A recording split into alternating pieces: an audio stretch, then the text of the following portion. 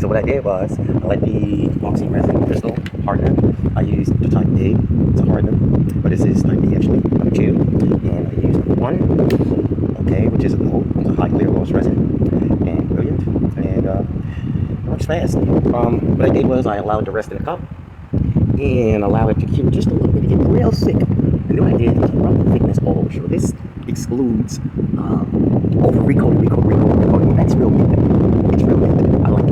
And I like what I did. I minimized the drip. It's drying right now. It's going to harden the magnets in place. This is my mold part. That is a 3D printing CAD of the IRONMAN faceplate, which is the Mark II.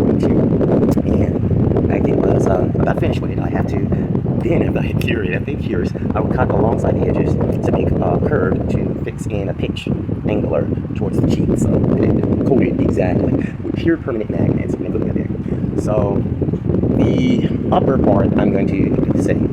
And once that's completed, the mechatronic system of the subsystem of the internal part, so the faceplate, I'm going to be using permanent magnets, and alongside permanent magnets, I'm going to be using, circumferencing permanent magnets, I'm going to be using electromagnets.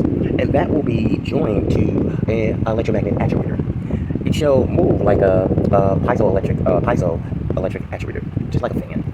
And through electrical energy, you should know that it's a vibrator controlled by the electromotive ultrasonics, causing the oscillator to oscillate and speed in solids. However, we're going to be using electromagnetic repulsive force, but also synchronous. So when I use a coil, I'm going to use I'm going to phase that to DC, and the coil is going to phase the repulsive force of two magnets are going to be pushing against one another, just a repulsive force, but the electromagnet is going to draw into one another. So as it draws in, it's not able to touch with the other electromagnet for this reason, because the permanent magnet Gus is more greater than the electrical current electromagnetism. So whereas the pull force of trying to connect the two magnets would need more. I'm not going to add that much voltage to allow the magnets to attach, but just a force local to one another. And as it forces local to one another, it's going to move the other one away, because the other one is going to be free. So right here is the curved part, right here. And that's really the focus point for the aerial dynamics, causing the electromagnet actuator to oscillate local to the surfaces of the inside of the cockpit, which are going to be pure magnets running down here in a linear motion. And that will get close to the vector of the Gus of the magnet, which is about 2.6 kilograms, and that is about 5 pounds. And I'm going to use another magnet which is solid, which is should be about 8.4, 8.5, or 6. I'll say it's probably 8.5 or 4.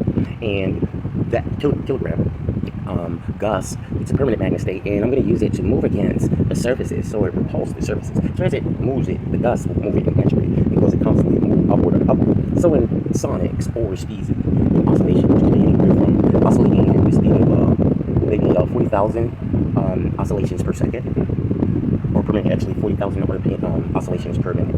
So 40,000 oscillations per minute will push against the magnetic field and force it upward in linear motion, and to move it against this weight, this inertial weight. Now, because of the 2.6 kilograms, which are a simple local within the vector of the magnet, the big magnet that I'm going to have as a common, and it's going to push against the permanent magnet and force away the common. And while it forces away in constant, it will force it away from its inertial mass around it, because I don't think this device is like 5 pounds, and enumerating within the vector of the magnetic field emission of a permanent magnet moving towards the light will be greater than its inertial mass. And when it's fixed in a parallel state, so where it can only reveal the common side against the permanent magnet, it will force it away up in the air. So it's like pushing, suspending the faceplate without a spring. It's like magnetic suspension, but having the opposing magnet coupled to a fan or a blade, which has electromagnetism that pulls it back and forth, being coupled together by an articulated joint to enable it to turn up and down, and with the return spring to force it back upward,